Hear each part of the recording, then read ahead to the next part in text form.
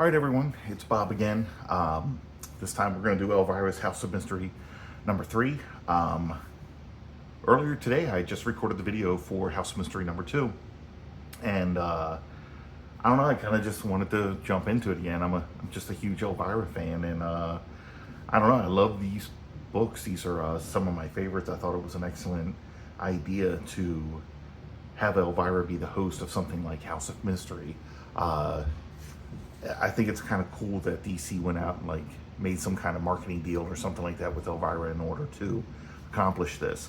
But basically, when we left off with Elvira, House of Mystery number 2, at the end she had put on a set of a gun belt and cowboy hat and was talking about the Old West, and we knew that this issue was basically going to be about that. And I have to say here, I'm a big fan of the artwork here.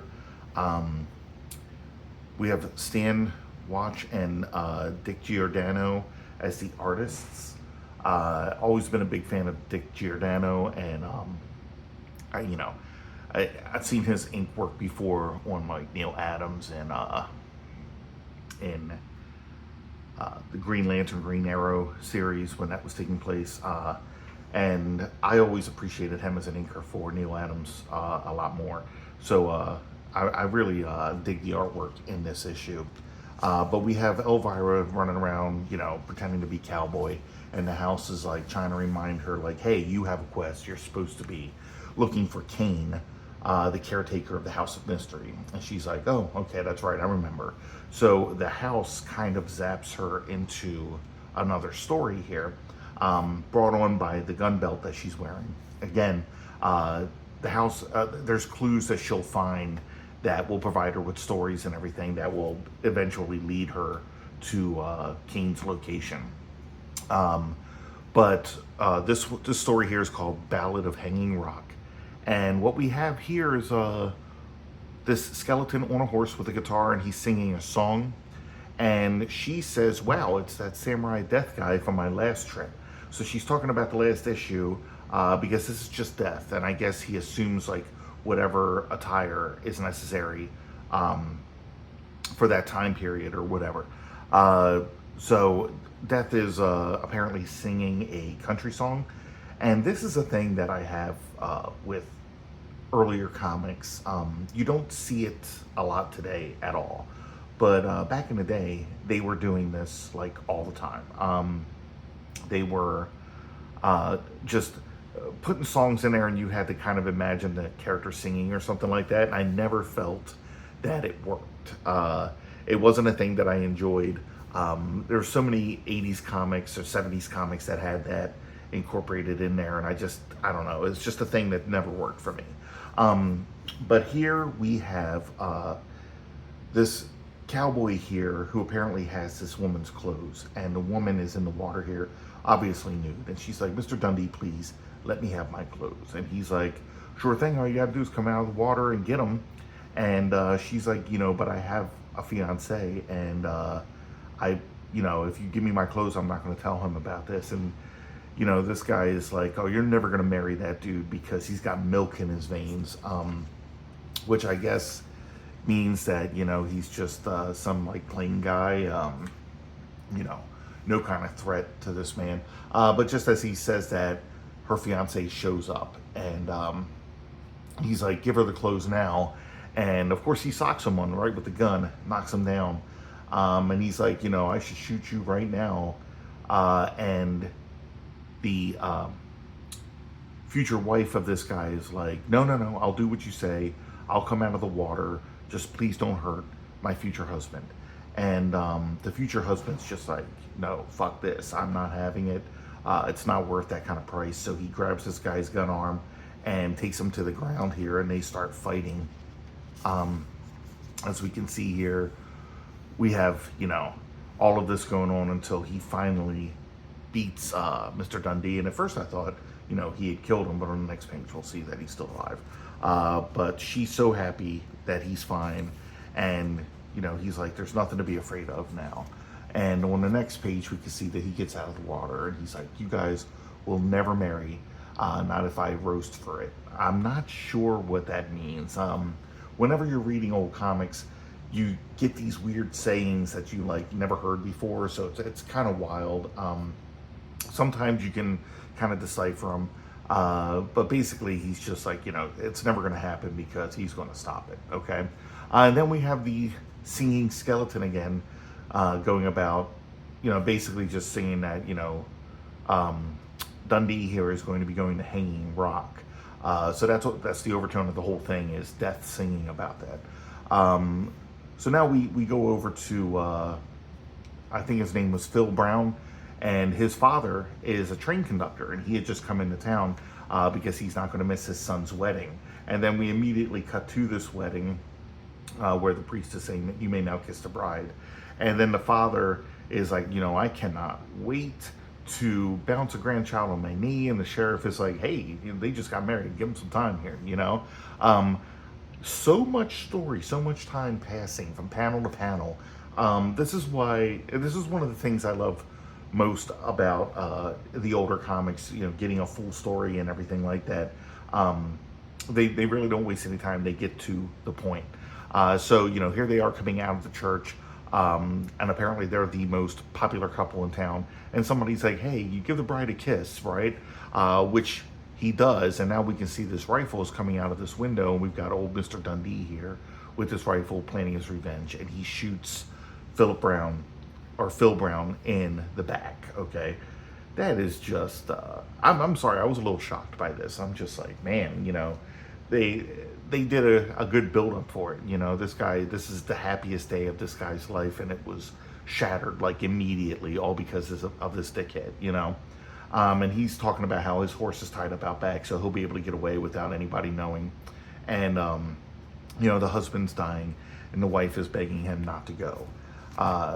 All very sad. I don't know. It tends to, touch me.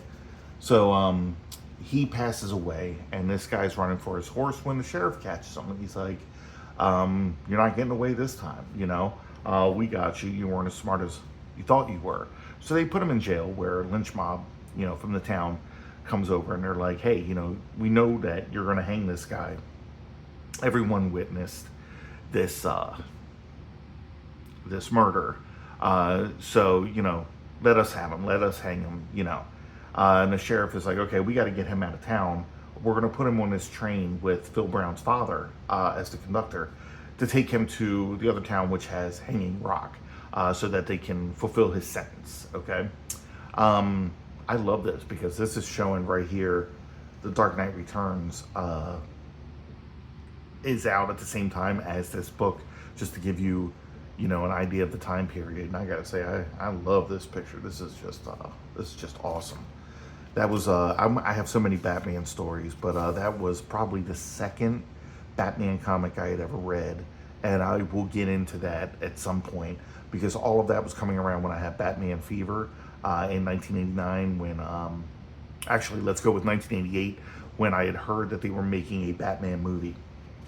Okay, but here we go again. We have the singing skeleton, and I think my favorite thing here is, like, again, I'm saying that it's not working. You never know how to read it in your head, what the song sounds like when a character in a comic is singing, and you get the tempo wrong or something like that. But here we have Elvira, and she's like, God, if this guy's got to sing, at least could he do it in key, right? So at least we get a comedic twist on that. Like, even Elvira's like, all right, come on, knock the singing off. This isn't working at all.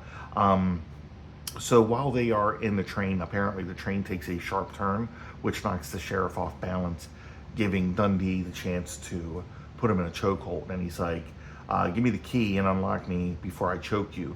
But when he does unlock him, he goes ahead and strangles him anyway. And of course, that's what you would expect from a person like this. So he takes the sheriff's gun and he goes up to the conductor, which again is Phil Brown's father. And he's like, stop this train now. And the father's like, I'll die first. And he's like, yep, you will. So he shoots him. So he goes to try to stop the train, and he can't. He can't work the lever. And as you can see here, it looks like some kind of spirit is stopping that from happening.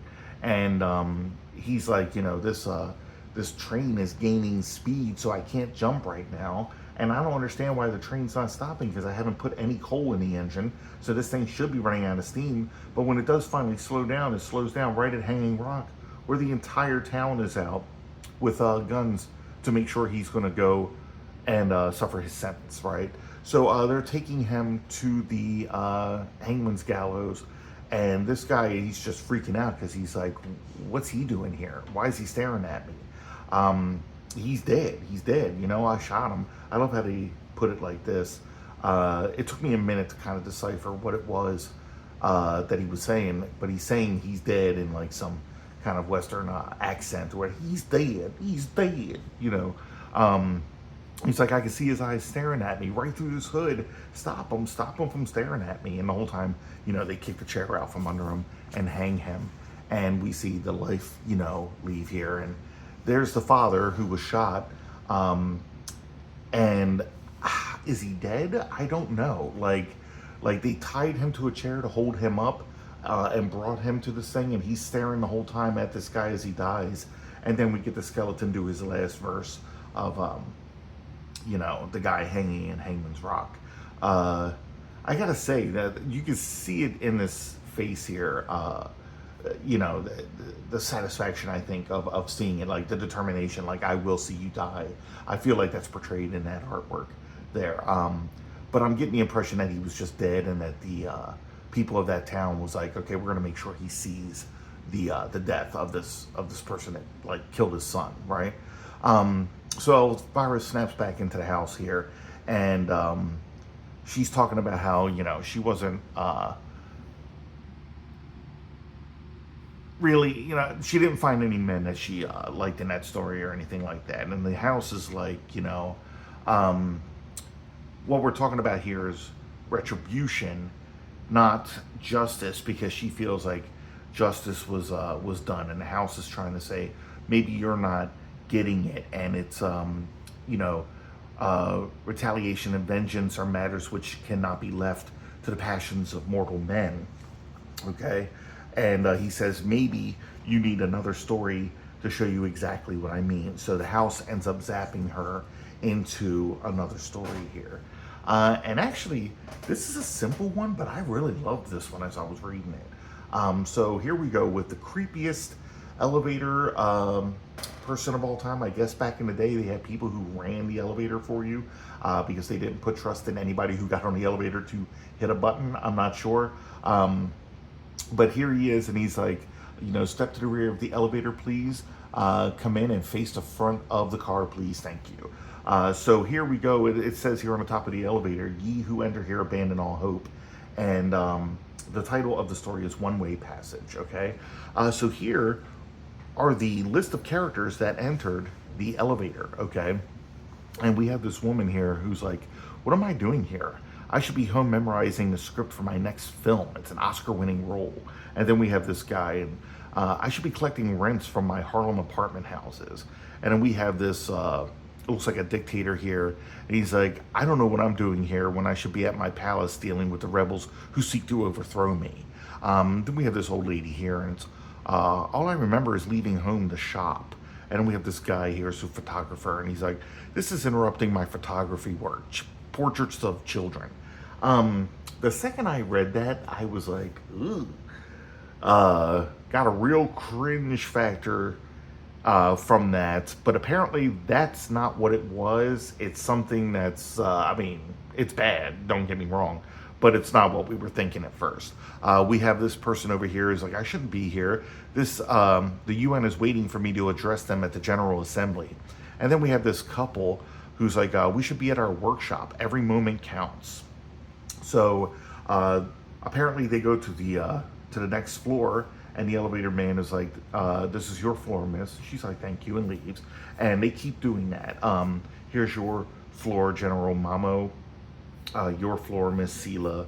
And, you know, everybody who's leaving here is thinking specific things, you know. And to me, I got the impression already that they were dead, okay? The way that they're acting and the words that they're saying and such. Like she's getting off of the elevator and she's like, I'm sure it's all a mistake, you know. Your floor, Mr. Stevens. And then he lets the couple off. And the couple it's like, we shouldn't be here. And he's like, just, keep going, Vicky. We'll get out of here through the fire escape, which actually leads them right to where you guessed. They were in hell the whole time. So we have a demon here who explains like exactly what they were doing. He's like, the explosives you were so busily making at your secret factory, which killed so many innocent people, prematurely exploded. Now you're in my court, and I will be your judge, jury, and decide which punishment will fit your crime against humanity. So there we go. So basically, the punishment for them is to hang upside down for all eternity. Okay. And then we have the slumlord here who he says died of a heart attack. And he's going to live in one of his slum tenements for all eternity now. So they apparently have him strapped up to one of his rat-infested slums where the rats will be eating on him. Okay. Then we have this woman. Apparently she was killed in a hit-and-run accident, but she is a poisoner. Now, it doesn't necessarily say who she poisoned, but now she will be swimming in a lake of poison with the ghosts of those that she poisoned, tormenting her. Now, the guy with the camera who talked about taking portraits of children, apparently he strangled 25 unsuspecting children. So he's a child murderer. Like I said, it is bad. It's just not what we were originally thinking when this took place. And apparently he turns this tree into a boa constrictor, which takes him up into the branches to have the life squeezed out of him over and over again. I guess he's going to reside within the belly of this boa constrictor for all eternity. Then we have this terrorist leader, and he's talking about all the butchering of innocent children he did in classrooms, the killing of women in shopping markets, all the people that he's killed. And he says, you died an easy death when your car was blown up by an Israeli plane. Plead for mercy before a general assembly of my own choosing, right? And of course, that's his choosing right there. And they are basically like attacking him or setting him on fire, and the whole time he is just burning and burning. Then we have, I believe what this is, this was General Momo, or Mamo. It says, a stroke saved you for being punished for slaughtering thousands of your countrymen at your insane whim. He says, but I'm merciful. I sentence you to be decorated for all eternity. Because if you remember him getting off the elevator, he was saying that he's somehow getting a new medal. I don't know why he would have believed that, but it's what it is. So here they are branding him with these new medals, or and then we have the actress, okay, and basically what happened was she overdosed on some drugs, and she did it on purpose because it says he couldn't bear the thought of becoming old and forgotten. And but he says, you will have a second chance at life. So she actually does not die. She does not resign in hell. She's going to get a second chance here. And then he sees Elvira, and he's telling Elvira, you see, Elvira, mortals may strive for justice, but mortal passions too often add to injustice. True justice, retribution, even forgiveness is the province of higher powers. So what she was saying before, she was taking the side of the town and everything for, trying for wanting to kill the person who had killed Phil Brown, and she felt that was, true retribution or whatever, or justice. And we're being told here that it's not within our power to do that. So he says, take care, Elvira, that you never come before me. I guess that was a threat that Elvira has, some bad things in her closet.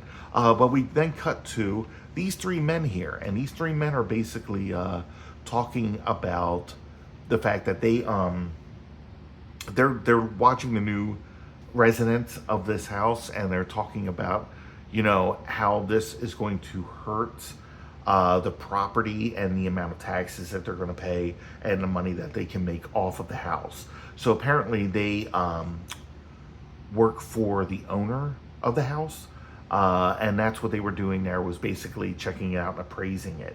And they start going back and to tell him everything that they've discovered with Elvira in the house now, and it says, if anyone can make this place give good numbers, he can. But of course, we don't know who he is. So next issue is called Peekaboo. Okay, actually, that is a great title for an Elvira comic. Here we have the Elvira fan club again. I don't know, I like how these pictures are like this high contrast black and white. But that is the end of Elvira's House of Mystery number 3. Guys, if you like this video, please hit like. It helps my channel grow. If you want to see more videos like this, hit subscribe. I just surpassed 100 subscriptions, and I just started doing this back at the beginning or middle of June. So I'm pretty happy and excited with how things are going. And I'm enjoying doing this because, again, I'm just really doing this for my own, sake. I am a comic artist. I am making a comic. I am trying to build an audience for that, for anybody who's interested. But I do just like going through these old comics, and there's a lot of us out there doing this same thing. But I'm trying to do some comics that I haven't seen other people do. So again, if you like this, hit like. If you want to see more of these videos, hit subscribe, and I appreciate it very much. Until next time, guys.